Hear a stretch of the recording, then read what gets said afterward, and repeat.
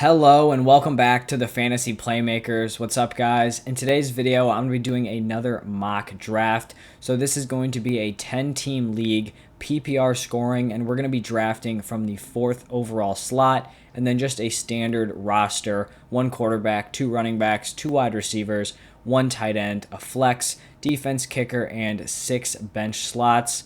While you guys are watching this mock, if you're enjoying the content, please just leave a like and subscribe to the channel, and then let me know your thoughts down below in the comment section. Also, if you guys want me to do specific settings for a draft, comment down below, and I'll try to do as many as I can. But let's get right into the mock. So to start off the first round, we saw McCaffrey come off at the 101, Dalvin Cook went at the 102, and then Alvin Kamara came off the board at the 103. So that leads into our pick here with the 4th overall selection. In my mind, this pick is pretty clear. I have a top 4 running backs, and it's McCaffrey, Cook, Kamara, and Derrick Henry. You could say, PPR scoring, Derrick Henry isn't super involved in the receiving game. Maybe you go with a guy like Zeke, Aaron Jones, Eckler, but I would rather just buy in here to the consistency of Derrick Henry. You just know exactly what you're going to get out of him. He gets so much volume on the ground, so many touches, and then he just continues to build throughout the season. He's going to be on this high-scoring Tennessee Titans team. They're very efficient, and he is a league-winning player because as defenses start to wear down, Derrick Henry somehow just continues going and even gets better down the stretch. So I feel very solid having him as my workhorse RB1. The end of round 1 was fairly standard. We saw Zeke come off the board at the 105. Devontae Adams went as the 6th overall pick. Then Saquon, Chubb, Aaron Jones, and Austin Eckler finished out the first 10 picks. You could see Travis Kelce thrown in there in some drafts, but him going at the 202, pretty normal. Joining Kelce in the second round, it was Jonathan Taylor, Antonio Gibson, Najee Harris at the running back position, and then Stephon Diggs and Tyreek Hill at wide receiver. So now we have our pick here, the 207. We already have Derrick Henry, so we have one solid workhorse running back. The question here is, do we go with another workhorse RB, or do we pick up our wide receiver 1? DeAndre Hopkins and Calvin Ridley are both still on the board. I think both of those players would be solid options here, but I do like Joe Mixon at running back. He's a guy I definitely like more than consensus, just because I'm really buying into this overall volume he's going to receive. Even last year, we saw him average almost 20 carries a game, almost 5 targets a game, and now Giovanni Bernard is gone. He really doesn't have any competition in that backfield, so I think it's a very realistic possibility. He's going out there getting 20 plus carries a game, 5 plus targets, and I do think the offense as a whole is going to be better, so that's going to mean those touches are more efficient, and he'll likely have more touchdown upside. I think that's where I'm going to go with this pick, just because the running back position is definitely more thin than wide receiver, and I just feel way more comfortable locking in my running backs. I think if I wanted to go for the highest upside team, I could go out and get Hopkins or Ridley and then hoped, the running backs fell to me, but I'd rather just lock down 2 workhorses right away. After we picked Joe Mixon, Patrick Mahomes went next at the 208, way too early. CEH went at the 209, and then 4 straight wide receivers, A.J. Brown, DeAndre Hopkins, DK Metcalf, and Calvin Ridley. So now it is our 3rd round pick. We've gone back-to-back running backs. Do we go wide receiver with this pick, or do we snag another running back? When we're looking at the wide receivers right now, I really like Justin Jefferson and Keenan Allen. I could consider a guy like Swift or Carson, but I do just like these wide receivers a little bit more, especially because I don't have a wide receiver yet. And I have these guys back-to-back in my rankings. I do believe I have Keenan Allen 1 spot higher than Justin Jefferson, but I do think if I want to kind of diversify these teams, I've picked Keenan Allen way more than I've picked Justin Jefferson, just because Keenan Allen's price tag is much lower. So I think I'll go with Justin Jefferson here. He was above Keenan Allen in my rankings before he had that injury. They were so close together that something minor as that, flipped them. But I have 100% confidence in Justin Jefferson this season. I think he's going to improve on that rookie season, and then really just elevate himself into that high-end wide receiver 1 group. To finish out the third round, we saw both tight ends come off, Waller and Kittle, and then 2 running backs, 2 wide receivers, David Montgomery, J.K. Dobbins, and then Keenan Allen and C.D. Lamb. Then in the fourth round, we saw 4 wideouts go off, Terry, A-Rob, Woods, and Mike Evans. Josh Allen came off the board at the quarterback position, and then Chris Carson was the lone running back to be picked. So our 4th round pick here, we've got Derrick Henry, Joe Mixon, Justin Jefferson. We really could go anywhere with this pick, probably still focusing in on running back and wide receiver. Too early to go quarterback, then also too early to go for this second, tier of tight ends. If we're looking at running back, I'm surprised that DeAndre Swift is still here. I do think he's the best guy available. James Robinson is an interesting pick now. We have Travis Etienne likely out for the season. Definitely bumped up James Robinson's value a ton, but I still just don't know how I feel about this Jacksonville Jaguars offense. I just don't know if it's all going to come together this year, and I don't think he's going to have that same usage he had as a rookie. We could also consider wide receiver with this pick. You've got Amari Cooper, Chris Godwin, Cooper Kupp, DJ Moore, Julio Jones. All these guys are very solid picks. I think I'm going to lean towards DeAndre Swift here, and I'm going to tell you why. First off, he's a great running back to have for PPR because he is a great receiving back. But I also think the wide receiver position is much more thin, right? So in the next few picks, I'm kind of on the shorter end of this turn. I don't think that DeAndre Swift would make it to me in the 5th round. But at the wide receiver position, I'm totally confident taking, a bunch of these guys that are available. So I'd rather just secure my RB3 and then, feel confident that I'm going to be left with a wide receiver that I still like. Miles Sanders, Amari Cooper, and Julio Jones rounded out the 4th round. Lamar Jackson went at the 501, and then Godwin and Adam Thielen came off the board at the 502 and the 503. So our 5th round pick here, we did see 4 wideouts come off the board, but I still think there are going to be some solid options here. And I think the 2 guys I'm going to lock in on here are Cooper Kupp and DJ Moore. I'm higher on both of these players than consensus for this season. I just think Cooper Kupp is going to feast with Matthew Stafford. Stafford is just going to raise the ceiling of this offense a ton because last year we saw Kupp put up the volume. He had the receptions, he had the receiving totals. He just didn't have the touchdown production, and I think that is definitely going to come with Matthew Stafford. And for DJ Moore, I just think he's the top dog on this Carolina Panthers team, and I'm just not concerned about Sam Darnold coming in. I think he's still going to get his work, but I do think I'm leaning towards Cooper Kupp just because I think he has more safety, and I honestly think his ceiling could be higher as well. So I really like the idea of slotting in Cooper Kupp here as my wide receiver 2. After our pick, we saw 4 more wide receivers come off to end the 5th round with Kyler Murray and James Robinson thrown in there. And then the 6th round, this is where we started to see that second tier of tight ends start to get picked. So Mark Andrews, Kyle Pitts, and then 3 wideouts and Josh Jacobs as the sole running back. Right now we have quarterback and tight end available in our starting lineup. We still have 6 bench slots, and right now our distribution is 3 running backs to 2 wide receivers. If we wanted to go quarterback here, I don't think Dak would be a bad pick. I do think it's a little bit concerning, the news coming out that he may not be 100% for the whole season.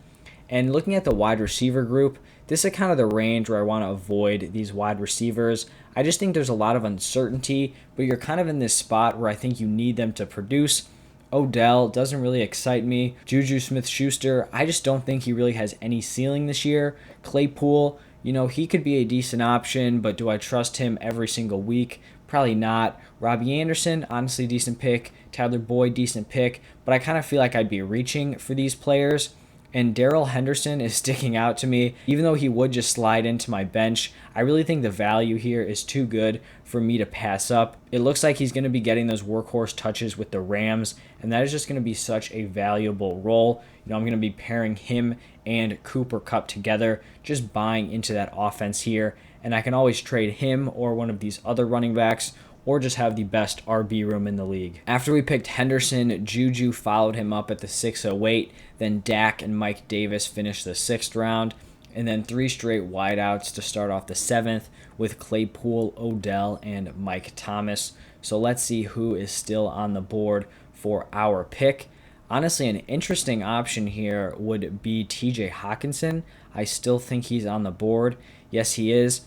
I do think we'd be getting him at a pretty solid value here. The only other thing that would really make sense is maybe going Robby Anderson at wide receiver, but I think we've just got to capitalize on TJ Hockenson falling. He would slot right into our starting lineup, and I'm expecting some pretty solid production out of TJ Hockenson. I just think he's going to get so much volume on this Lions offense. They just don't really have many weapons to throw to. Him and Swift, I feel like, are probably two of the most talented guys on this team. And so even though I don't think either player is going to have a ton of touchdown upside, I think they could both see a fair amount of volume. So I really like him slotting into our tight end spot right here. All right, so this is interesting. This is kind of the first time in a few rounds that the entire round wasn't just dominated by wide receivers. So in the 7th round, we saw a run at quarterback.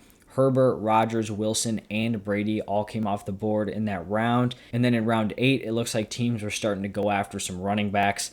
Gaskin, Edmonds, Hunt, and Javonte Williams were all picked there. Still some wide receivers with Sutton and Smith going in the 7th, and then Samuel and Chark in the 8th. But hopefully there's still some options on the board for us, because we do probably want to get our wide receiver 3 with this pick, if not our next one. And I believe also every other team has drafted a quarterback. Let's just double check to make sure. Yeah, so pick 1 has Lamar Jackson, pick 2 has Dak Prescott, pick 3 has Patrick Mahomes. We are pick 4, we do not have a quarterback. 5 has Herbert, 6 has Rodgers, 7 has Murray, 8 has Allen, 9 has Wilson, and 10 has Tom Brady. So once again, we're the only team who doesn't have a quarterback. This has happened in, I think, my last few drafts, and this is honestly a spot I don't hate, especially in like 10-team, 8-team, because you do have confident options still on the board. So now we're able to wait 3, 4, 5 rounds to pick up a Tannehill or a Hurts or a Stafford and really just maximize our value at the other positions. And for this pick, I think we should be maximizing our value at wide receiver with Robby Anderson here. He is the number 2 in Carolina. Just a very solid, safe, consistent option. He's a perfect player to have for PPR because he's going to get a lot of targets. 136 targets last season, 95 receptions. He totally shifted, the way he was scoring his points from 2019 to 2020. With the Jets, he seemed to be basically a big play guy. If you look at his targets to receptions, he was catching, just over 50% of his targets. And that totally shifted to more of a shorter game wide receiver with the Panthers. So him as my wide receiver 3, is probably going to be my weakest position, but I think it's kind of a very safe way to insulate that spot. Wow, so after we picked Robby Anderson, we saw 6 straight wide receivers come off. I guess I spoke a little bit too soon about wide receivers not dominating rounds because they definitely dominated the 8th round. So it was Judy, Cooks, Pittman, Fuller, Boyd, and then Jarvis Landry. So now we have our pick here at the 904. Looking at our team right now, we have no quarterback, but we're cool with that because we can get probably Tannehill in like 3 rounds. At running back, we have Derrick Henry, Joe Mixon, DeAndre Swift, and Darrell Henderson. Feel totally locked in with that position. And then we have 3 wide receivers with Jefferson, Kupp, Robby Anderson, TJ Hockenson in here at tight end. So we probably, would be ideal to get another wide receiver at this slot. And lucky for us, one of my favorite wide receivers at this range, Antonio Brown, is still on the board. The highest ranked guy here from Fantasy Pros that has not been picked. So this is pretty much a no-brainer for me this year. I've been targeting him in a ton of drafts. I just think he's a pretty safe pick this year. Even though he is the wide receiver 3 on the Bucs, Tom Brady trusts him a ton, and there's just going to be so much opportunity for scoring on this Buccaneers offense. And then I'm just also buying into the talent. I still think he has a lot of juice left in the tank, and I think he could reasonably go out and put up, 1,000+ yards, get around 8 touchdowns, and just totally outperform his current price. In the 9th round, we saw the first defense come off the board. A team pulled the trigger on Tampa Bay Buccaneers. Please, guys, do not draft defenses this early. It is not worth it. And then the rest of the picks in the 9th and 10th rounds were just mixed between wide receivers and running back. So now we have 3 bench slots left on our team. Still have the quarterback position open. We'll probably go there with our 11th round pick. We don't want to get too risky with this and lose out on those, top tier options that are still available. but I think we still have like a 1-pick cushion to go somewhere else. We could go running back, but since I do just have like 4 locked in confident starts at the position, I really think we could wait and maybe take a shot on a high upside wide receiver. For a second here, I was considering going with Corey Davis just because he's looked good in preseason. Zach Wilson has looked solid as well, but I just don't know if this is the high upside guy. He could be the wide receiver 1 on this team, but they still just have so many weapons, and I don't think the passing offense is going to be great as well. So I'm just going to punt this again. He's a guy who's available in this range a lot, and I just really don't feel comfortable pulling the trigger on him. I think I may go with Russell Gage. I've drafted him in a ton of these mocks, but he's going to be the wide receiver 2 for the Falcons and just has the opportunity to step in to some more targets, some more opportunities. And if he can make the most of it, I think he probably has like high-end wide receiver 3, maybe even low-end wide receiver 2 upside, if everything kind of goes correctly. After Gage in the 10th round, it was Corey Davis, then Melvin Gordon and Zach Moss, and then Darnell Mooney, Michael Gallup, and Henry Ruggs started off the 11th round. And I already talked about what I wanted to do with our pick here at the 11:04. I'm just going to go out and snag Ryan Tannehill just because I don't want to somehow lose him. I don't think he would get picked in this next round, but I think we've already gotten a ton of value out of waiting, since every other team does have a quarterback. So I'd rather just play it safe and lock him in, really just finish up this starting lineup. The picks to end the 11th and start the 12th were pretty all over. We had 2 defenses come off, some wide receivers, some of these kind of handcuff running backs. Then we also saw 3 tight ends come off the board. Looks like these are backups. We had Logan Thomas backing up Kyle Pitts. Noah Fant will be a starter, and then Dallas Goedert backing up Mark Andrews. So with our 12th round selection here, we really have the entire board open for us. We have 2 bench slots. We already have 5 wide receivers. We have 4 running backs, but they're all pretty solid. So I don't feel the need to go out and get that RB5 right here. I honestly may just go out and get Jalen Hurts. I think I did this in my last draft as well. But drafting Jalen Hurts here, he has that high upside potential. I think Ryan Tannehill is very safe. Hurts is a guy who has legit top 3 upside. If all that rushing game, comes together, if he's the starter the entire year, he could totally outperform this ADP. But he could also kind of fall flat on his face. So I have the safe starter, and then he is the backup that could be that really high upside play. So that makes me feel pretty comfortable about my QB room. Lucky for us, the 3 picks to end the 12th round and the 3 picks to start off the 13th. We didn't really have any interest in a lot of these guys. 3 straight tight ends in the 12th, Tonyan, Higbee, and Irv Smith. I do like Robert Tonyan, but we have TJ Hockenson, so we don't really need a second guy. And then David Johnson, A.J. Dillon, and Devin Singletary. I think for this pick, I'm actually going to target David Johnson's teammate. Looking at Phillip Lindsay here, if he's still on the board. We do already have 5 wide receivers, so I feel okay going out and getting our 5th running back. I think Phillip Lindsay has a great shot to lead this backfield.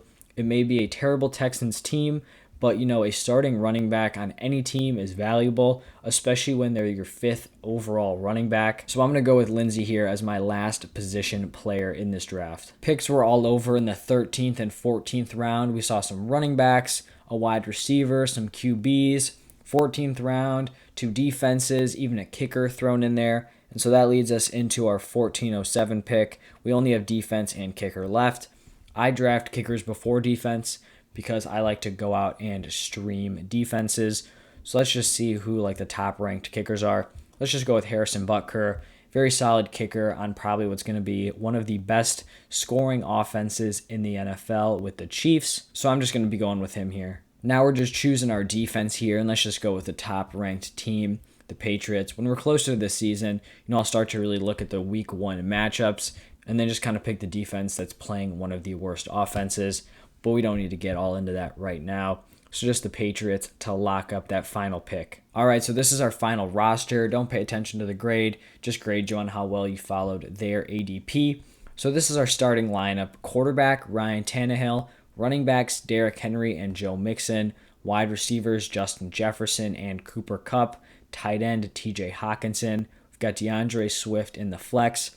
Patriots defense, Butker at kicker. And then our bench is Darrell Henderson, Robby Anderson, Antonio Brown, Russell Gage, Jalen Hurts, and Phillip Lindsay. I think we have a very solid quarterback group.